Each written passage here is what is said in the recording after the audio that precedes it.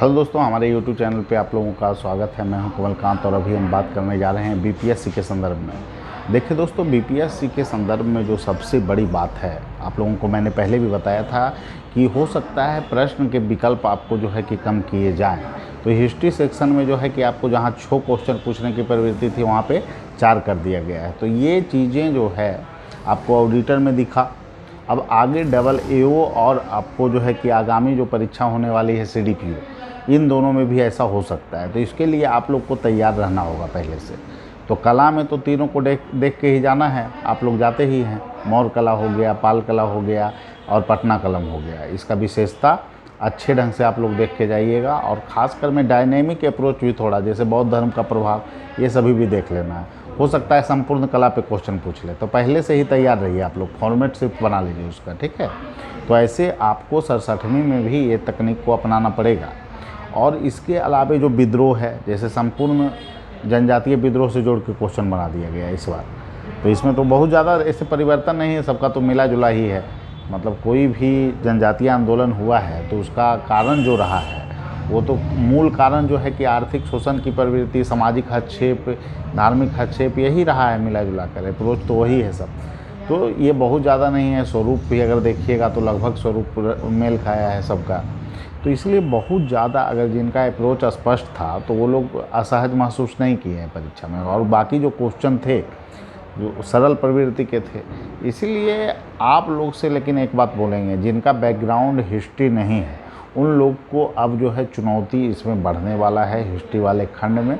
इसलिए हिस्ट्री में ख़ास करके आप लोगों को अब जो है थोड़ा डायनेमिक अप्रोच अपनाना पड़ेगा, ठीक है। बिरसा, संथाल, संपूर्ण जनजाति यहाँ करिए। उसके बाद फिर आपको महात्मा गांधी के विचारधारा से जोड़कर, असहयोग से जोड़कर क्वेश्चन बन सकते हैं। भारत छोड़ो आंदोलन में जयप्रकाश नारायण की भी भूमिका देख कर जाना है। स्वतः स्फूर्त पूछा है, हो सकता है JP को पूछ ले। स्वामी दयानंद सरस्वती का चंपारण किसान आंदोलन। तो थोड़ा इसका दायरा हिस्ट्री का व्यापक कर लीजिएगा, तो आप जो है कि सेफ जोन में रहेंगे। और निश्चित रूप से और जो है कि स्वामी दयानंद सरस्वती भी देख लीजिएगा अच्छे से। हिस्ट्री वाले सेक्शन में आपको अच्छे ढंग से काम करके रखना है आगामी परीक्षा के लिए। आप लोगों को जिनका भी AAO का एग्ज़ाम है या फिर CDPO का है या BPSC 67 का है, थोड़ा अप्रोच आप लोग बढ़ाइए इसका। इसके अलावा जो करेंट का सेक्शन है, अभी करेंट में AAO वालों के लिए खास करके मैं बता दूं कि श्रीलंका संकट पे भी क्वेश्चन नहीं आया। तो श्रीलंका संकट हो सकता है आप लोगों को क्वेश्चन बन जाए। इस बार देखा गया कि रूस यूक्रेन पे क्वेश्चन आया, लेकिन रूस यूक्रेन में जो है कि भारत का आयात निर्यात प्रभावित हो सकता है। वैश्विक अर्थव्यवस्था पर प्रभाव जोड़कर क्वेश्चन आपको बना दे कि रूस यूक्रेन युद्ध का वैश्विक अर्थव्यवस्था पर क्या प्रभाव पड़ा, ठीक है। और भारत के संदर्भ में विशेष विश्लेषण करें, ठीक है। तो ये सभी क्वेश्चन आपको करेंट में, और भी जैसे करेंट में तो क्वाड से जोड़कर आपको बना दिया गया ब्रिक्स को, क्योंकि ब्रिक्स जो संगठन है उसकी कार्यकुशलता के लिए भारत और चाइना को, दोनों को जो है कि विचारधारा के स्तर पर जो है कि चीज़ों को आगे बढ़ाना होगा। तभी जो है कि ब्रिक्स की सफलता हो सकती है, क्योंकि बड़े जो देश हैं उसमें तो आपको जो है कि भारत और चाइना है। और इसके अलावा जो अभी जो क्वाड संगठन है उसके के कारण चाइना को भी कुछ आशंका हुआ है, और इस पर क्या इसका असर पड़ सकता है, इसके विश्लेषण से क्वेश्चन बनाएगा। तो क्वेश्चन BPSC काफ़ी डायनेमिक अब बना रही है, क्वेश्चन परंपरागत नहीं। और ऐसे में आपको बेहतर ढंग से काम करना है। मैं बार बार बोल रहा हूँ कि पढ़ने से ये काम नहीं होगा कि यहाँ भाग पढ़ लिए, वहाँ पढ़ लिए। ये फॉर्मेट जो पहले का पुराना अप्रोच था उसमें वहीं तक ठीक था। इसमें आपको अपनी समझ को विकसित करना है, अवधारणा को विकसित करना है, टेस्ट सीरीज से जुड़ना है कि कैसे आप आंसर के प्रारूप को बेहतर कर सकें। मैं बार बार आप लोग को यही बात कहूँगा कि अगर बेहतर ढंग से आप लिखिएगा, और DI जिन लोगों ने बनाया है उनका रिजल्ट का प्रत्याशा काफ़ी अधिक है। तो मैं यही बोलूँगा, जो लोग परीक्षा दे रहे हैं उनको तो अभी इन चीज़ों को नहीं देखना है, DI का मिलाइएगा भी नहीं, आगे अभी दीजिए। और इकोनॉमिक्स ऑप्शनल हो, जिनका मैथ ऑप्शनल, वो लोग दें। लेकिन आगामी जो परीक्षा है जिनका, चाहे वो CDPO हो, AAO हो, BPSC 67 हो, सभी लोग से मैं एक बात कहूँगा कि DI सेक्शन को ज़रूर आप लोग अच्छे से करके जाएँ, ठीक है। कम से कम, ठीक है, क्लास आप नहीं कर रहे हैं तो आपको टेस्ट सीरीज से ज़रूर जुड़ना चाहिए। डेली एक क्वेश्चन सोल्व कीजिएगा तो आपका कॉन्फिडेंस लेवल काफ़ी ऊंचा होगा। इसलिए चीज़ों पे काम कीजिएगा तो निश्चित रूप से इसका सकारात्मक परिणाम आपको देखने को मिलेगा और आपकी सफलता की प्रत्याशा भी काफ़ी अधिक हो जाएगी। इसके अलावा मैं एक बात और बोलूँगा कि अभी का जो चीज़ है इसमें ख़ास करके जो जीएस पोर्शन है वो काफ़ी आपको डायनेमिक होने वाला है और इसका प्रभाव आपको जीएस पेपर 2 में भी देखने को मिलेगा। तो मैंने आपको यही कहा था पहले भी कि अगर आप लोग विश्लेषण बेहतर करते हैं, प्रश्न के प्रारूप, उत्तर प्रारूप क्वेश्चन के अनुसार रखते हैं, तो निश्चित रूप से आपके सिलेक्शन की प्रत्याशा काफ़ी बढ़ जाएगी।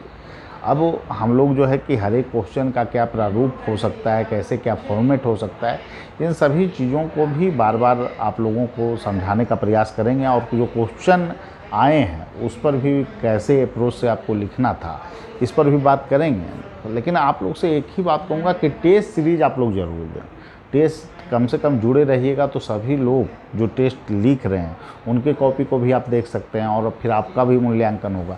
इससे एक प्रतिस्पर्धा का वातावरण डेवलप होता है और आपकी सफलता की प्रत्याशा तभी बढ़ेगी जब आप जो है कि टेस्ट सीरीज से जुड़िएगा, आप उसमें लिखिएगा, कंटेंट आपका क्वेश्चन के अनुरूप रहेगा तो आपको सफलता ज़रूर मिलेगी। तो जो लोग बेहतर हैं और बेहतर करना चाहते हैं वो लोग भी जुड़ सकते हैं और जिन लोगों को कमी है, जैसे आंसर का फॉर्मेट आप नहीं जान रहे हैं तो अन्य लोगों से भी तो आप सीख सकते हैं ना।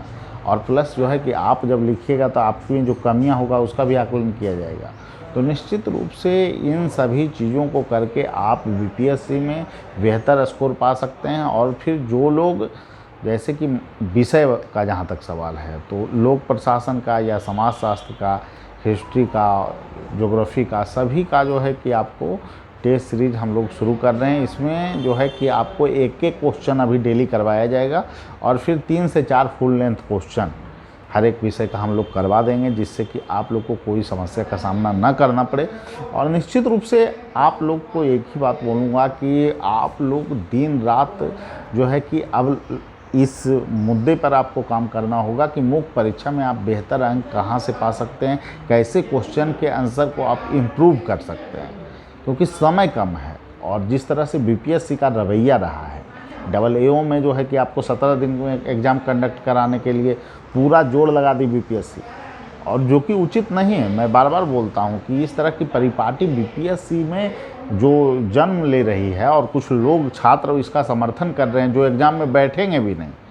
बताइए 17 दिन में परीक्षा, मुख्य परीक्षा का कंडक्ट कराना। कोरोना काल आया, उसके बाद फिर यूपीएससी जब पीटी ली तो यूपीएससी का पेपर आपको 3 महीने बाद लिया गया। क्या यूपीएससी नहीं कर सकती थी कि 15 दिन बाद हम जो है कि मुख्य परीक्षा ले लें? तो इस तरह की चीज़ें बिल्कुल गलत है। चेयरमैन सर से मैं बार बार यही आग्रह कर रहा हूँ कि आप सुधार छात्रों के लिए कर रहे हैं, छात्रों को मानसिक रूप से टॉर्चर करने का प्रयास आप न करें। और निश्चित रूप से एक ही बात बोलूँगा आप लोगों को कि आप लोग निरंतर अभ्यास करते रहें। और निश्चित रूप से दोस्तों, जिस तरह से मैं विश्लेषण किया हूँ और पिछले 2 बार का तो अब आंकड़ा भी आ चुका है, आपको 65वीं का भी आंकड़ा आ चुका है कि कितने लोग हिंदी मीडियम से सफल हुए हैं। तो ये आंकड़ा का ग्राफ जो है आपको 35 से 40%, 33% के आसपास जो सिमट रहा है, जो 65वीं 66वीं का सबका आंकड़ा आया है, आरटीआई से लोग मंगाए हैं। तो ये इसका मूल जो कारण है, इसका मूल कारण है कि हिंदी मीडियम के छात्र जो है फॉर्मेट के अनुरूप क्वेश्चन को नहीं लिख पा रहे हैं। ये समस्या हिंदी मीडियम वालों के साथ है और इसको इम्प्रूवमेंट करना होगा। हाँ, आयोग की भी कुछ कमियां हैं, आयोग को भी ऐसे प्रोफेसर से कॉपी चेक कराना चाहिए जो हिंदी मीडियम में सहज हों, उसके कॉपी को आकलन करने में न्याय कर सकें।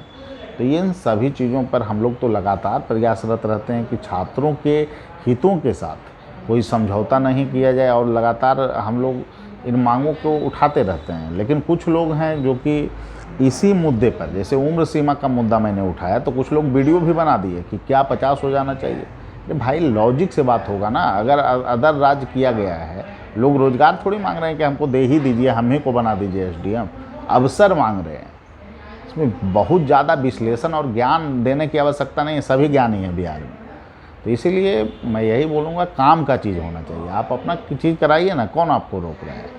आप भी टेस्ट सीरीज करवाते हैं, सब लोग करवा रहा है अपने ढंग से, बिना तार्किक चीज़ों को समझे हुए कि उसका क्या नेगेटिव इम्पैक्ट पड़ सकता है, किसी चीज़ पर वीडियो बनाना या फिर झूठी लोकप्रियता हासिल करना, उससे क्या मिल जाएगा आपको। इसीलिए मैं सभी लोगों से कहूँगा कि आप लोग अच्छे ढंग से पढ़ाई कीजिए। मेरे यहाँ टेस्ट सीरीज का आयोजन किया जा रहा है, तो जो लोग इच्छुक हैं, मैं पहले भी बोल देता हूँ, बहुत लोग कमेंट करते हैं कि आप लोग तो कोचिंग के प्रचार के लिए आते हैं, तो जो लोग इच्छुक हैं वो हम लोगों से जुड़ सकते हैं।